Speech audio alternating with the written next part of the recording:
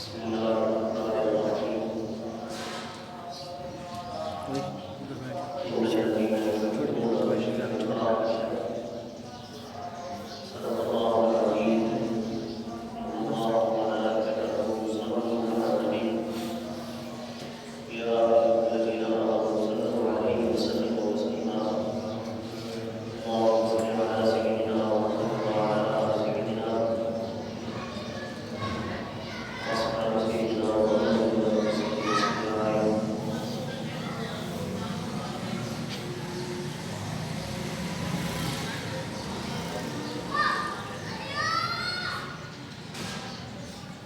الصلاة والسلام عليك يا سيدي يا رسول الله الصلاة والسلام عليك يا سيدي يا حبيب الله الصلاة والسلام عليك يا سيدي يا نبي الله وسلم عليك يا سيدي يا محمد رسول الله رب اشرح لي صدري ويسر لي أمري واحلل عقدة من لساني يفقهوا قولي حمد و صلاۃ کے بعد اللہ رب العالمین کا احسان ذات نظر میں سب کے آخر اپنے گھر کے اندر آنے کی توفیق عطا فرمائی ہے۔ دعا ہے رب کریم کی بارگاہ میں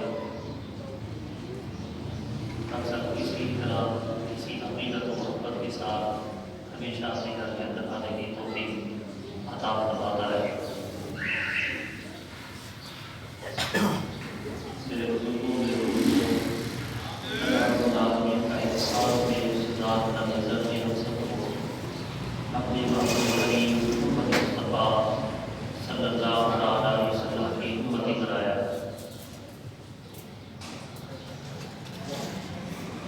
اور دعا ہے اس کریم کی بارگاہ میں ہمیں زندگی کے ساتھ ساتھ موت بھی اپنے محبوب علیہ السلام کے دین پر عطا فرمائے۔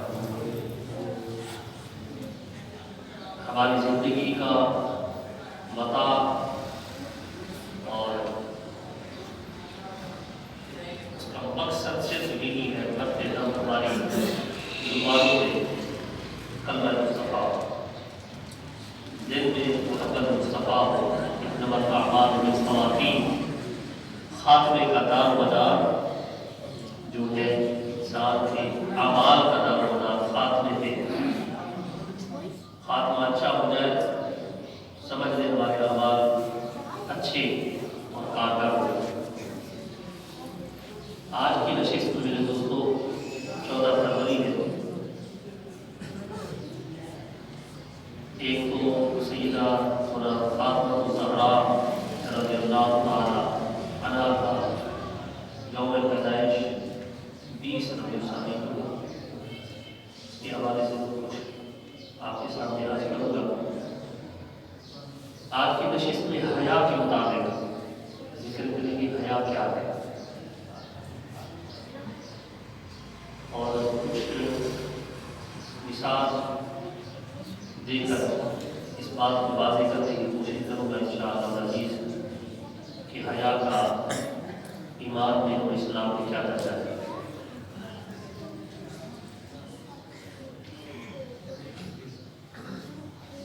حضور نبی اکرم صلی اللہ علیہ وسلم کی فرمان سماعت فرمانے سے پہلے ہم حیا کے بارے میں دیکھتے ہیں کہ حیا ہے کیا۔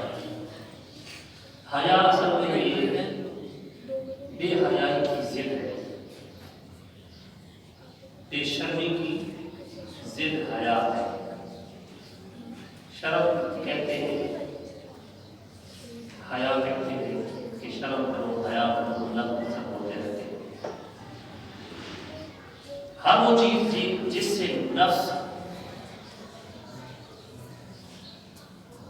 اپنے دل کو ملامت کرے اور وہ کام کرنے سے انسان رک جائے، اس ڈر سے کہ ہم کسی کو معلوم ہو جائے، اس ڈر سے دل میں ایک ملامت پیدا ہو جائے تو اس کو ہم حیا کہتے ہیں۔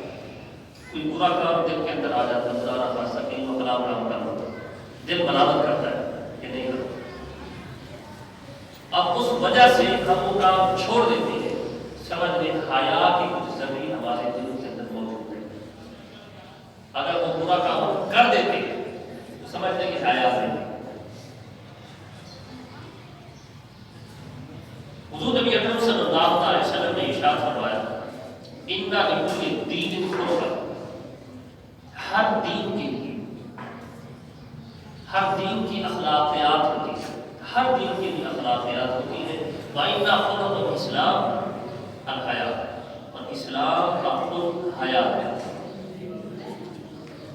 یہ ابن ماجہ شریف کی حدیث مبارکہ ہے. اسلام کا خلق حیا. ایک مرتبہ حضور نبی اکرم صلی اللہ علیہ وسلم کا گزر ہوا. ایک صحابی اپنے بیٹے کو تنبیہ کر رہے تھے کہ شرم مت کیا کرو، حیا مت کیا کرو، چھوڑو اس چیز کو، حیا مت کیا کرو. اب حضور صلی اللہ علیہ وسلم نے اس کو سنا کہ اپنے بچے کو، اپنے بیٹے کو حیا کرنے سے روک رہا. آپ نے ارشاد فرمایا دع فإن الحیاء من الایمان، چھوڑ دو اس کو، حیا تو ایمان کا حصہ ہے. حیا کرنا یہ تو ایمانی حصہ ہے. اگر وہ حیا کرتا ہے، شرم کرتا ہے، کوئی بات نہیں، اس کو حیا کرنی چاہیے. بڑوں کا حیا ہے، بزرگوں کا احترام و حیا ہے، تو یہ حیا ایمان کا حصہ ہے. اسی طرح حضور نبی اکرم صلی اللہ علیہ وسلم کی حدیث مبارکہ ہے، مشکوٰۃ شریف کی حدیث ہے. آپ نے ارشاد فرمایا اذا لم تستحی فاصنع ما شئت، جب حیا نہ ہو، حیا چل جائے، فاصنع ما شئت، تو جو جی میں آئے کرے. ایک حیا ہی ہے انسان کو برے کاموں سے روکتی ہے. ایک حیا ہی ہے جو بڑوں کا ادب کرنے سے ہمیں آگاہ کرتی ہے. ایک حیا ہی ہے کہ بہت سے بے شرمی کے کام سے ہم روک جاتے ہیں، بے حیائی فحاشی کے کاموں سے ہم رک جاتے ہیں. تو یہ حیا ہی ہے. حضور نے ارشاد فرمایا اذا تستحی، جب حیا نہ ہو، فاصنع ما شئت، جو جی میں آئے کرے.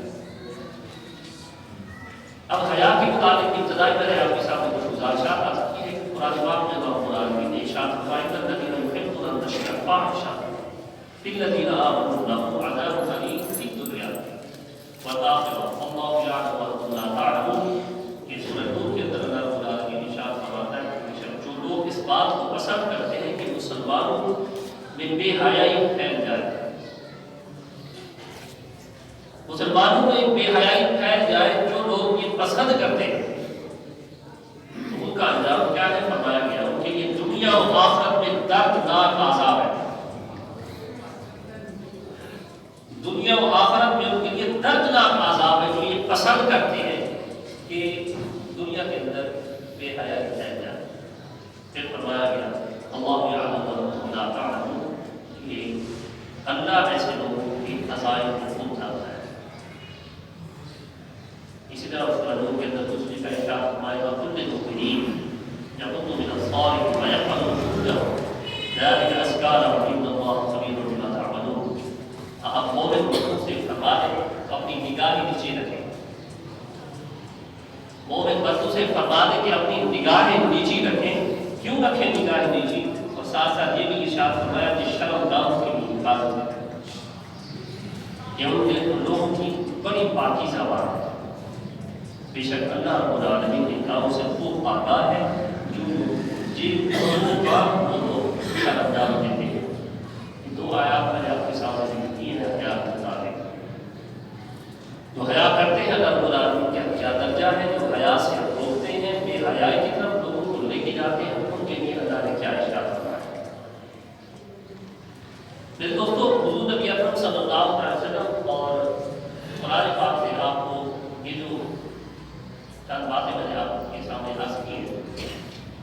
موجودہ دور میں ہمارے پاس سوشل میڈیا ہے. ترقیاتی معاملات میں بے حیائی کا ایک بہت بڑا سبب ہوتا ہے. ہم اس کو کہنے کی یہ بے حیائی کا سبب ہے تو یہ غلط نہیں.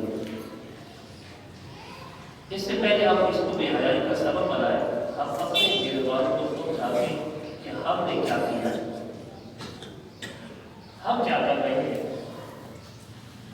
گھروں کے اندر چولہے بھی موجود ہیں، سبزی بھی کٹی جاتی ہے، پھل بھی کاٹے جاتے ہیں، اور اس سے خدا نخواستہ کوئی اگر برا خیال آ جائے تو اس سے لوگ قتل بھی ہو جاتے ہیں. ہر چیز کا ایک استعمال ہے. چولہے کے ساتھ ہم گھر میں استعمال کی چیزیں بھی، سبزیاں بھی کاٹتے ہیں اور پھل بھی کاٹتے ہیں، اور اس سے برا خیال آ جائے تو پھر کیا کرتے ہیں، اس سے نقصان بھی سرزد ہو جاتے ہیں. یہ بھی ایک ایسی چیز ہے. پھر دوستو، ہر چیز کا استعمال اچھا یا برا ہوتا ہے. ہر چیز کا استعمال اچھا یا برا ہوتا ہے کہ اس کو استعمال ہم نے کیسے کرنا ہے. جب ہم اچھے طریقے سے استعمال کریں گے وہ چیز اچھی ثابت ہوگی، اگر برے طریقے سے استعمال کریں تو چیز بری ہوگی۔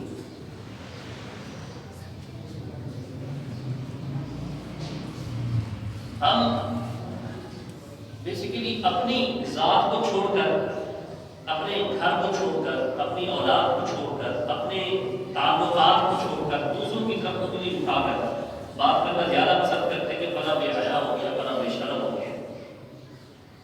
ہم اپنے معاشرے کی طرف دیکھیں کہ ہم نے بے حیائی کی کون کون سے طریقوں کو اپنایا ہوا ہے۔ کیا بے حیائی کا سبب ہم تو نہیں بن رہے؟ اس پر گفتگو کرنے سے پہلے میں حضرت فاطمہ الزہرا رضی اللہ تعالیٰ عنہا کی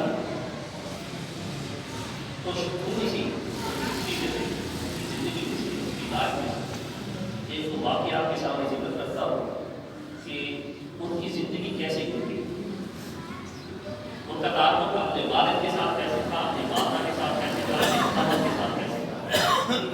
پھر ہم دیکھیں کہ اپنی ذات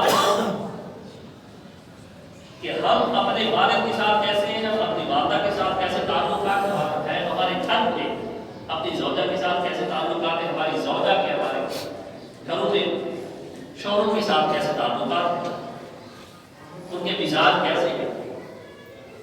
تو اس کو ہم ذرا سوچنے کی اور سمجھنے کی کوشش کریں گے۔ فاطمہ الزہرا رضی اللہ تعالیٰ عنہا مصطفیٰ کریم صلی اللہ علیہ وسلم کی سالگرہ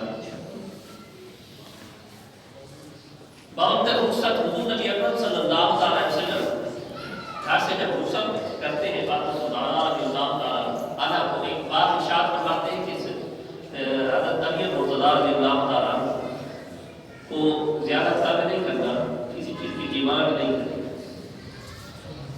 ڈیمانڈ نہیں کرنی۔ فاطمہ الزہرا رضی اللہ تعالیٰ عنہا یہ ایک جملہ جو صلی اللہ علیہ وسلم نے آپ کو ارشاد فرمایا، آپ کے ذہن میں تھا ایک مرتبہ حضرت امیر مرتضیٰ رضی اللہ تعالیٰ گھر کے اندر آتے ہیں اور حضرہ محبت جیسے ہی آپ کا انداز تھا اسی انداز سے آپ نے پوچھ لیا کہ فاطمہ کچھ کھانے کو ہے تو آپ لے آئیے، کچھ کھانے کو ہے آپ لے آئیے۔ فاطمہ الزہرا رضی اللہ تعالیٰ آپ کو عرض کیا تیسرا دن ہے کھانے کو کچھ نہیں ہے،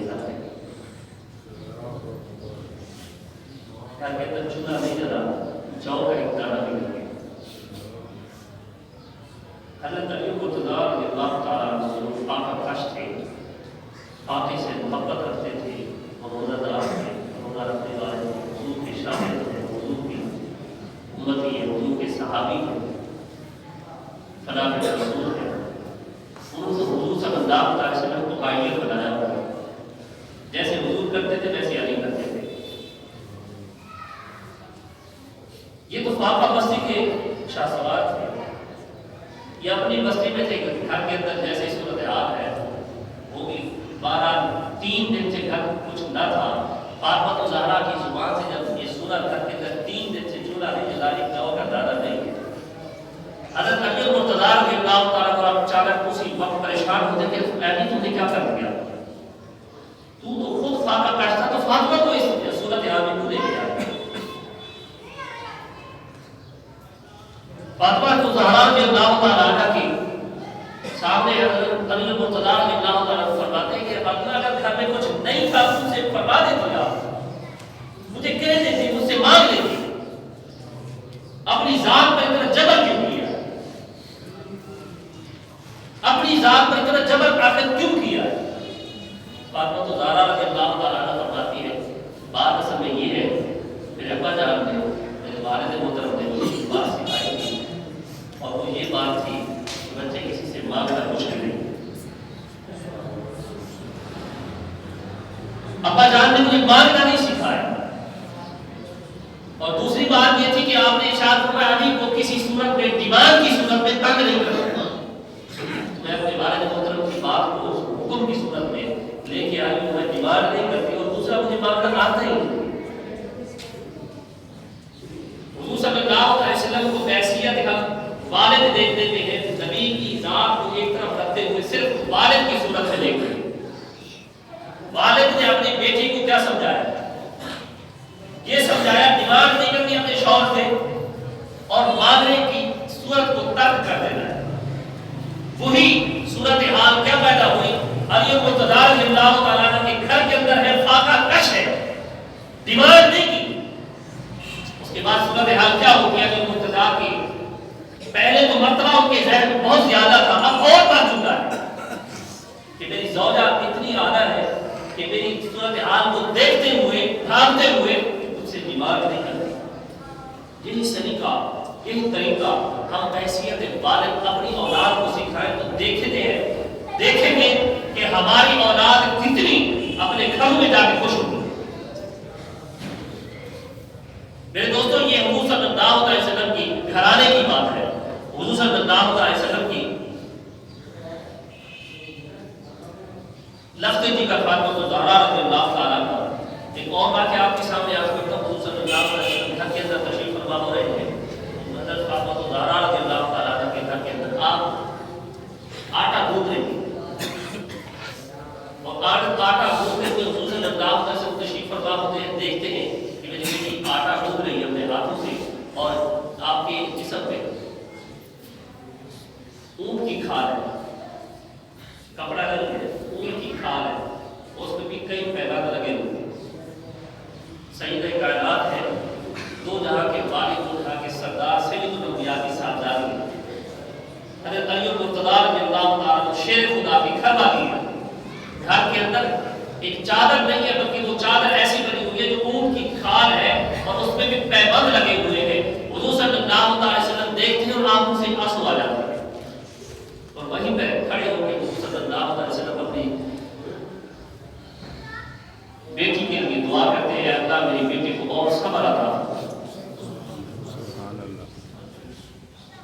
ہم میں سے کوئی اپنی بیٹیوں کو بھی آتا ہے اور ان کے گھر میں اگر خدا نخواستہ ایسی صورتحال پیدا ہو جائے کہ کبھی کوئی صورتحال یہ ہو کہ گھر کے اندر، الحمدللہ ایسا ہوتا نہیں ہے کہ کسی گھر کے اندر کوئی کپڑوں کی فراوانی نہ ہو، ایک نہیں بلکہ کئی 8-10 جوڑے اسپیئر رکھے ہوتے ہیں ایک فنکشن کے لیے، ایک فنکشن کے لیے نہیں، ایک شادی ہے تو 4 جوڑے ایک فنکشن کے لیے یوز ہوتے ہیں، تو وہ رکھے ہوئے، اس کے باوجود زبانوں سے شکوہ ختم نہیں ہوتا۔ یہ تو ہماری عورتوں کی صورتحال ہے۔ فاطمہ الزہرا رضی اللہ تعالیٰ عنہ بھی کبھی ایسی صورت میں شکوہ آپ نے نہیں کیا، اور والد کی صورتحال یہ ہے کہ ایسی صورت میں یہ ارشاد نہیں فرما رہے کہ اللہ ان کو بہت کچھ عطا فرما، مال عطا فرما دے، بہت کچھ ایسا عطا فرما ان کو کسی صورت میں کپڑے کی کمی نہ ہو۔ حضور کھڑے ہو کے دعا فرماتے ہیں، اے اللہ میری فاطمہ کو صبر عطا فرما، اے اللہ فاطمہ کو صبر عطا فرما اور صبر عطا فرما۔ ہماری دعاؤں کے اندر کتنا فرق ہے اور حضور صلی اللہ علیہ وسلم کی دعاؤں کے اندر کتنا فرق ہے۔ حضور اپنی اولاد کے لیے کیسی دعا فرما رہے ہیں اور ہم اپنی اولاد کے لیے کیسی دعا کرتے ہیں۔ ہماری اکثر زبانوں کے اندر یہی ہوتا ہے، اے اللہ ہمارے رزق کے اندر برکت ہی برکت عطا فرما، مال کے اندر اور برکت عطا فرما۔ برکت کے لیے دعائیں کرتے ہیں، رزق کے لیے دعائیں کرتے ہیں۔ کبھی ہماری زبانوں میں یہ بھی ہوتا ہے کہ اللہ میری اولاد کو حیا عطا فرما، اے اللہ میری اولاد کو صبر عطا فرما، اے اللہ میری اولاد کو فاطمہ الزہرا کے نقش قدم پہ چلنے کی توفیق عطا فرما۔ کبھی یہ بھی دعا کی ہے، اے اللہ ہماری اولاد کو خطوط جنت کی نقش قدم پہ چلنے کی توفیق عطا فرما۔ کبھی ہم نے یہ بھی دعا کی ہے، اے اللہ مصطفیٰ کریم صلی اللہ علیہ وسلم کی سیرت کے مطابق زندگی گزارنے کی توفیق عطا فرما۔ رزق کے حالات کی دعا اصل میں نہیں کرتے ہم اصل میں اپنی نام کو اونچا کرنے کی خاطر، اپنے مقام کو اونچا کرنے کی خاطر، معاشرے میں اپنے آپ کو بڑا دکھانے کی خاطر رب سے بھیک مانگتے رہتے ہیں۔ رزق اللہ تعالیٰ فرماتا ہے اور فرماتا رہے گا، اور ہمیشہ اللہ تعالیٰ ہمیں رزق عطا کرتا ہے، لیکن ہماری دعاؤں میں اور حضور صلی اللہ علیہ وسلم کی دعاؤں میں بڑا فرق ہے۔ ہم اپنے آپ کو حضور کی ذات میں فنا سمجھتے ہیں، نعرے لگاتے ہیں، ہماری زبانوں میں ہمارے دل میں عشق مصطفیٰ کے نعرے ہیں اور ہمارے دلوں کے اندر حضور صلی اللہ علیہ وسلم کی محبت ہے، لیکن ہمارا کردار حضور کا کردار جیسا نہیں ہے، ہماری سیرت حضور کی سیرت جیسی نہیں ہے، ہماری سوچ حضور کی سوچ جیسا موافقت نہیں رکھتی۔ میں صرف حضور صلی اللہ علیہ وسلم کو ذات کو بحیثیت نبی ابھی نہیں سوچ رہا، نہ دیکھ رہا ہوں، نہ کہہ رہا ہوں، بحیثیت والد آپ کا کیا کردار تھا،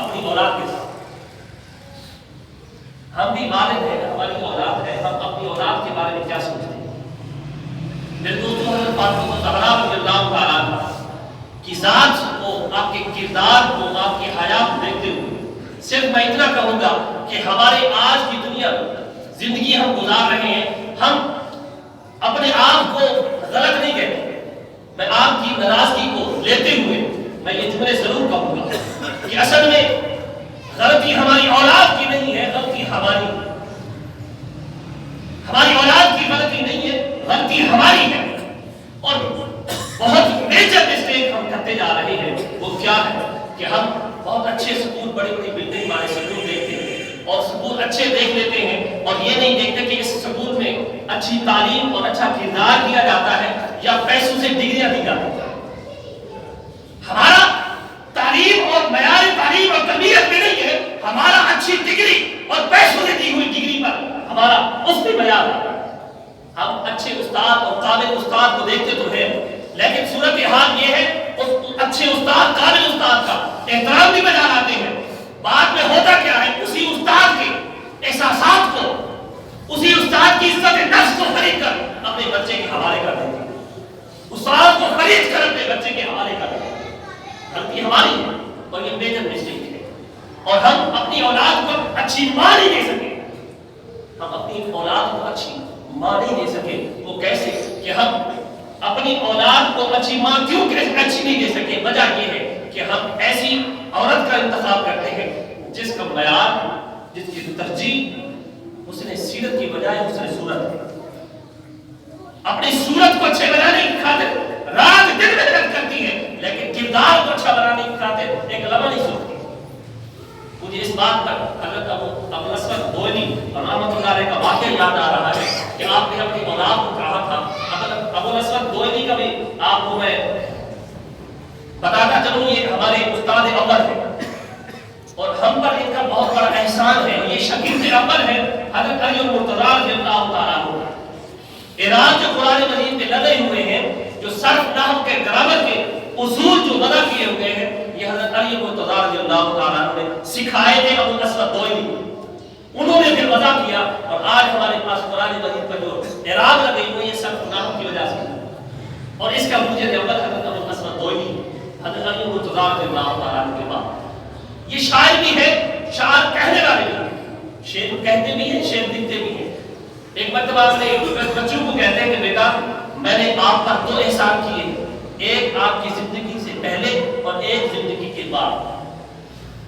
بچے سوچنے لگے، آپ بھی سوچ رہے ہوں گے کہ زندگی سے پہلے کیسے احسان کیا اور زندگی کے بعد کیسے احسان ہوا، پیدائش سے پہلے کیسے احسان ہے، پیدائش کے بعد کیسے احسان ہوا۔ یہ ان کے بچوں نے پوچھ لیا، اے ابا جان ہماری پیدائش سے پہلے احسان سمجھ نہیں آتا، پیدائش کے بعد میں سمجھ تو آتا ہے، ہمارا کردار ہے، ہمارے اچھے اخلاق جو پیدا ہوئے یہ آپ کی وجہ سے تھا، ہمیں کچھ جائیداد کی صورت میں دی یہ آپ کی وجہ سے ہے، ہم اچھے معیار کی زندگی گزار رہے ہیں یہ آپ کی وجہ سے ہے، اچھی تعلیم دی ہے یہ آپ کی وجہ سے ہے، لیکن ہماری پیدائش سے پہلے جو ہم پر احسان ہے یہ سمجھ نہیں آتا۔ ابو الاسود دوئلی رحمۃ اللہ علیہ فرماتے ہیں کہ میں ایک شاعر تھا اور شاعر ہوں، اور شاعر کا مزاج ہوتا ہے حسن پرست ہوتا ہے، حسن کو دیکھ کے لکھتا ہے، حسن کو سوچتا ہے، حسن کو حسن کے پیچھے دوڑتا ہے، اس کی قلم چلتی تب ہے تو اس کے ذہن کے اندر، دماغ کے اندر، دل کے اندر حسن پرستی نہ ہو۔ کسی کا بھی حسن میں بھی ایک ایسا شاعر تھا، میں حسن کے پیچھے دوڑتا تھا، حسن کے بارے میں سوچتا تھا۔ صورتحال یہ ہوئی کہ جب میری شادی کی عمر ہوئی تو میں سوچنے لگا کہ میں شادی کس سے کروں، کیونکہ بیسیکلی میری مزاج ہی شاعرانہ تھا اور طبیعت کے اندر حسن پرستی تھی۔ میں نے سوچا کہ بجائے حسن کے پیچھے دوڑنے کے میں اپنی اولاد کی تربیت اچھی ایسی کروں کہ مثال قائم ہو جائے۔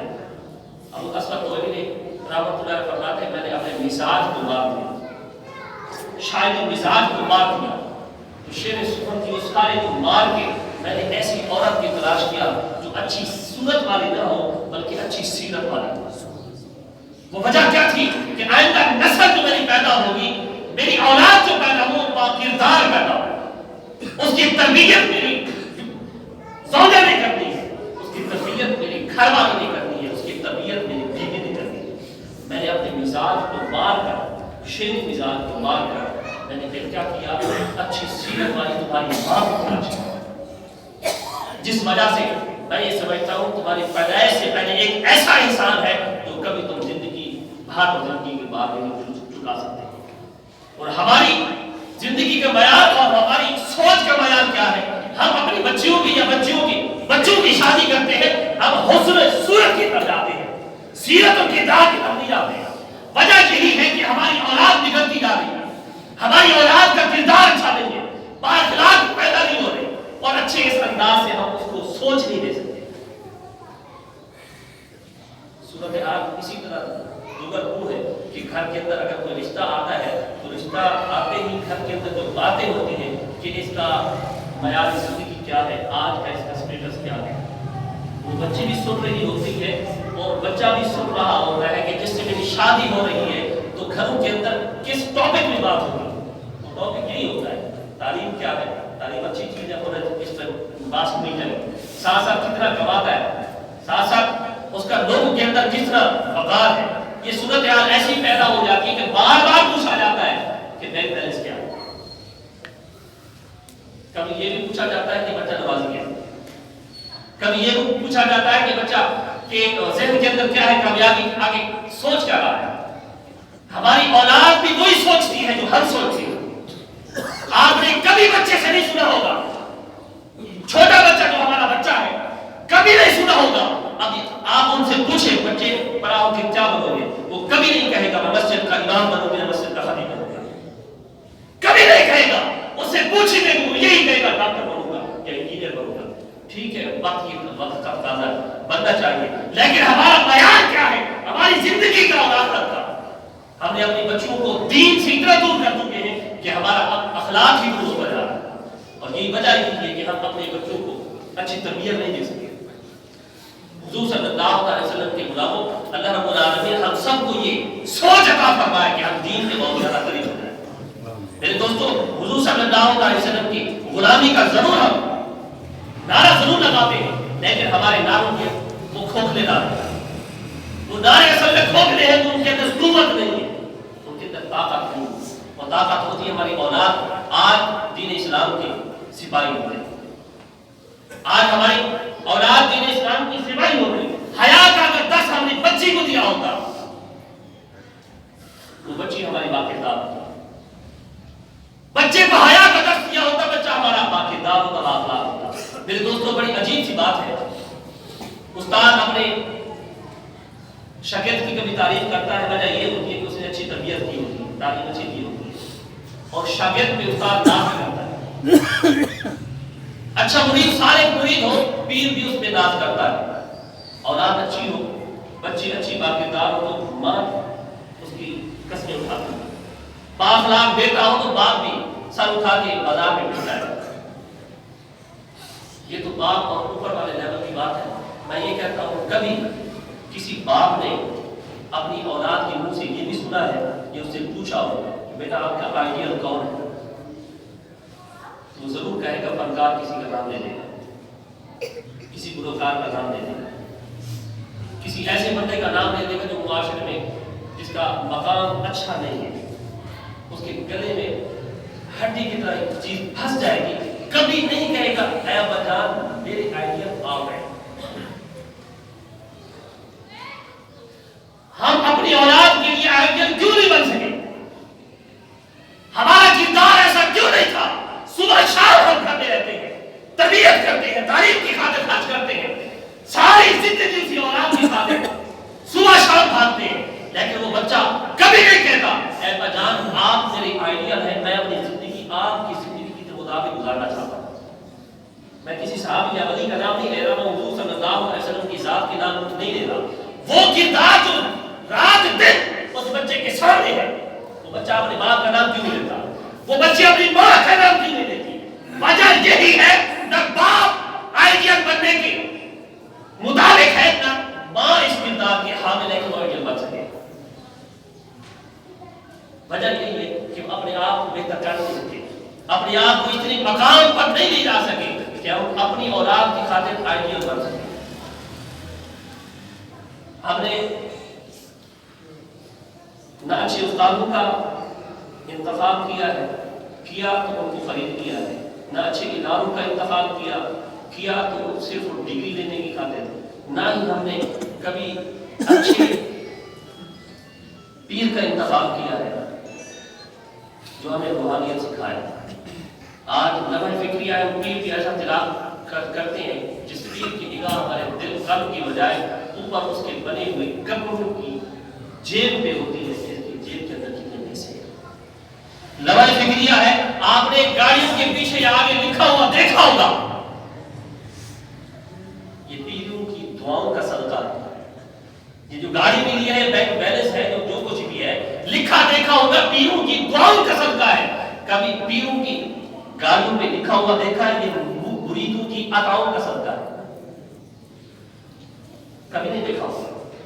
میرے دوستو یہ صورتحال ایسی بن چکی ہے ہم نے اپنا انتخاب جو آئیڈیل بنائے ہوئے کبھی آئیڈیل اچھا بنایا نہیں جس کی وجہ سے بارے بارے پھرتے ہیں. ہم روتے ہیں گر گراتے ہیں مولا ہماری اولاد اچھی ہوئی. نماز کا پورے ہو کے کہتے ہیں اولاد نماز نہیں پڑھتی.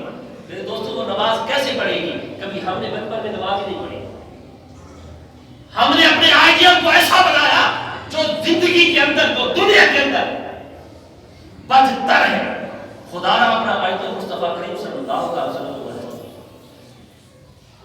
جب ہم اپنا آئیڈیل مصطفیٰ کریم صلی اللہ علیہ وسلم کو بنائیں گے تو ہماری اولاد کم از کم اتنا تو کہہ سکے گی بھائی جان آپ میری آئیڈیل. حیا نہیں، حیا ختم ہو چکا ہے. تو یہ صورتحال اس لیے میں نے آپ کے سامنے عرض کی. آج دیکھے اور دوست اپنے آپ کو بڑا معاشرے میں چلتا پھرتا بڑا پرمقام طریقے سے کہتے ہیں بہت بڑے سکالر بن چکے ہیں اور بہت بڑے عزیز شعور ہیں اور ایسی نحوست تمام کے اندر ہے. عورتوں کو پھول پیش کرتے ہیں اور لڑکیاں مردوں کو لڑکوں کو پیش کرتی ہیں، لڑکے لڑکیوں کو پیش کرتی ہیں. یہ ہمارا معاشرہ نہیں ہے. یہ ہمارے معاشرے کا درس نہیں ہے. یہ اسلامی معاشرہ نہیں ہے. یہ اسلامی معاشرے کا درس نہیں ہے. یہ عشق اور معشوقی یہ صرف اور صرف معاشرے کی گندی تھی. ہم نے اپنی اولاد کو اصل میں اصل رہنما مصطفیٰ کریم دیا ہوتا تو ہماری معاشرے کے اندر یہ چیزیں پیدا نہ ہوتی.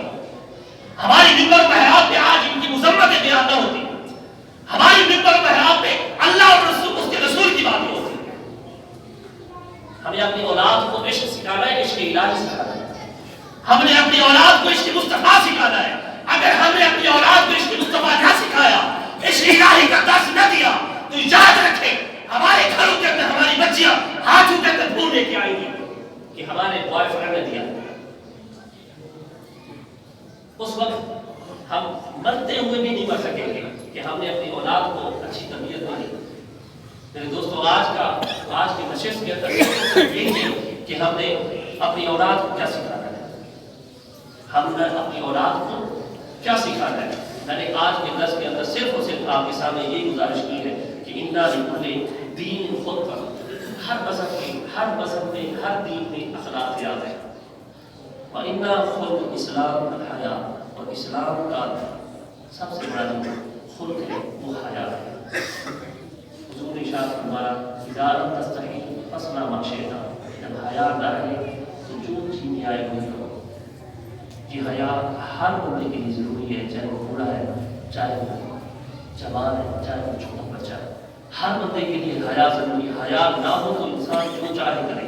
نہیں پتا کہ عورت کون ہے، مرد کون ہے، ماں کون ہے، بیوی کون ہے، بہن کون ہے، بہن کا کیا مقام ہے، بھابھی کا کیا مقام ہے. حیا ختم ہوگی ساروں کے سامنے ایک ہی چیز نظر آتی ہے. انداز بیاں گرچہ بہت شوق نہیں ہے، انداز بیاں گرچہ بہت شوق نہیں ہے، شاید کہ اتر جائے تیرے دل میں میری بات.